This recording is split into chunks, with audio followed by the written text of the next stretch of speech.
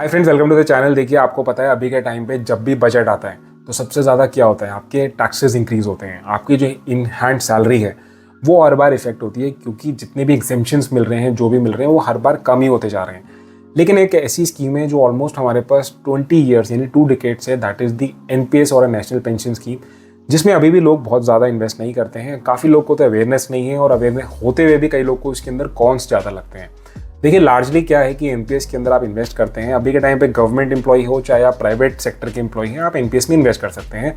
इसके अंदर जो आपका पैसा है वो इन्वेस्टेड रहता है 60 ईयर्स तक का। कुछ एक चीज़ों में आप इसको ऑफकोर्स निकाल भी सकते हैं, लेकिन लार्जली 60 ईयर्स तक इन्वेस्टेड रहता है। और जिन लोगों को ये चीज़ पसंद नहीं है, वो यही चीज़ आती है कि इसके अंदर 60 ईयर्स की एज में 60% आप लमसम निकाल सकते हैं, और जो 40% आपका जो कॉर्पस बचा उसको आपको एक कंपल्सरीली एन्युटी स्कीम खरीदनी पड़ती है, यानी कि आपको एक रेगुलर इनकम मिलती है लॉन्ग टर्म के अंदर। लेकिन मुझे इसके अंदर इतनी ज़्यादा खराबी नहीं लगती, क्योंकि ओवरऑल आपके जो है टैक्सेस बचते हैं और वो काफ़ी कंसिडरेबल अमाउंट में बचते हैं। साथ ही में आपका लॉन्ग टर्म के लिए पैसा भी इन्वेस्ट होता रहता है, क्योंकि रिटायरमेंट एक ऐसी चीज़ है जो हमेशा निगलेक्टेड रहती है। देखिए, इस वीडियो के अंदर हम क्या करने वाले हैं, हम मेन चीज़ ये समझेंगे कि आपके टॉप फंड मैनेजर्स कौन से हैं जो 2024 में अच्छा परफॉर्म किया है।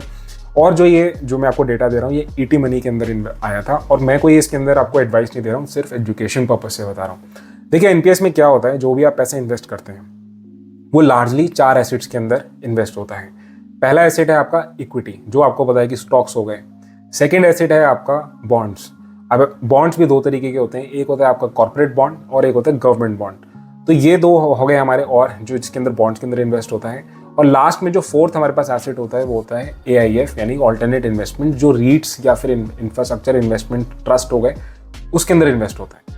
नाउ, अब क्या सबके पैसा सेम तरीके से इन्वेस्ट होता है? एनपीएस ने एक बहुत अच्छा आपको आप बोल सकते हैं कि आपको ईजी कर रखा है कि आपकी जितनी अवेयरनेस है उस हिसाब से आप इन्वेस्ट कर सकते हैं। कहने का मतलब है आपके इसके अंदर लार्जली 2 चॉइसेस मिलती है, एक्टिव चॉइस या ऑटो चॉइस। नाम से ही जैसे पता है, एक्टिव का मतलब है कि मैं एक एक्टिव पर्सन हूँ, मुझे अवेयरनेस है, तो मैं अपने हिसाब से इन्वेस्ट कर सकता हूँ। यानी कि अगर मैं एग्रेसिव स्टाइल का इन्वेस्टर हूँ तो मैं ज़्यादा लोकेशन इक्विटी के अंदर कर सकता हूँ। तो यानी कि मैं जितनी भी मेरा एक तरीके से मेरा जितना रिस्क प्रोफाइल है, और एक्टिव के अंदर मैं अपने हिसाब से इन्वेस्ट कर सकता हूँ कि कितना इक्विटी में जाएगा, कितना बॉन्ड्स में जाएगा, कितना ऑल्टरनेट इन्वेस्टमेंट में। इसके अंदर सेकेंड ऑप्शन होता है आपका ऑटो चॉइस, यानी कि ऑटो मतलब कि आपकी जैसी एज है, आपको कुछ नहीं करना, आपको सिर्फ अपनी एज मेंशन करनी है, और वो अपने आप ही आपको एसेट एलोकेशन अपने हिसाब से कर देगा। यानी कि अगर आप एक्टिव के अंदर, लेट्स सपोज ऑटो चॉइस के अंदर भी आप सिलेक्ट कर सकते हो कि आप एग्रेसिव के हो, मॉडरेट या कंजर्वेटिव, यानी कि आपका इन अ वे इक्विटी, बॉन्ड्स के अंदर और ऑल्टरनेट इन्वेस्टमेंट के अंदर इन्वेस्ट हो जाएगा पैसा।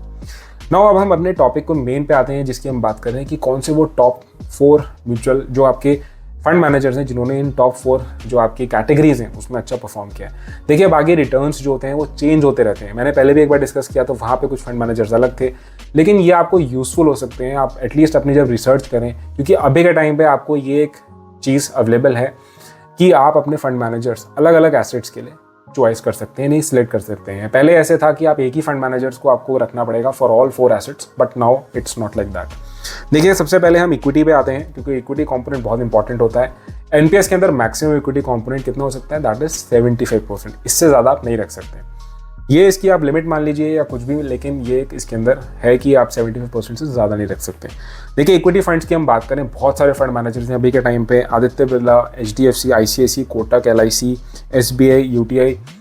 अगर हम 3 इयर्स, 5 इयर्स एंड 10 इयर्स का टाइम फ्रेम देखें, और हम SIP रिटर्न्स देख रहे हैं, यानी कि रोलिंग रिटर्न्स लॉन्ग टर्म के अंदर, ये ज़्यादा आप बोल सकते हैं ट्रस्ट वर्दी है रादर देना पॉइंट टू पॉइंट रिटर्न्स।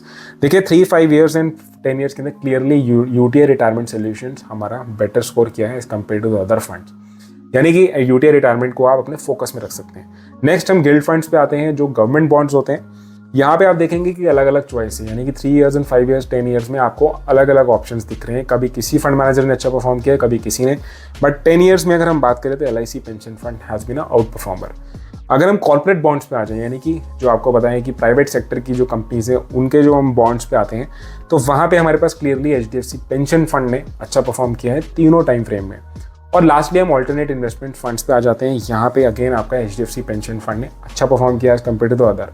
देखिए, मैंने पहले भी कंपेयर किया था, वहाँ पे HDFC पेंशन फंड जो था वो क्लियरली विनर था इन एटलीस्ट आपको रिटर्न्स देने के मामले में। और यहाँ पे भी मुझे HDFC पेंशन फंड में काफ़ी कंफर्टेबल, यानी कि एटलीस्ट 2 एसेट्स के अंदर ये अच्छा लीड कर रहा है।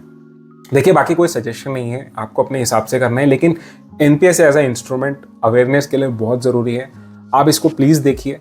अगर आप चाहे कितनी भी इनकम हो आपको अपना टैक्सेस नहीं देने चाहिए, मतलब कम से कम कोशिश करनी चाहिए कि दें, और अपने पास पैसा बचा के उसको सही जगह इन्वेस्ट करें ताकि आपके जो रिटर्न्स हैं या फिर आपकी जो लॉन्ग टर्म में वेल्थ है वो अच्छी बन पाए। इसलिए एनपीएस को आप ज़रूर देखिएगा।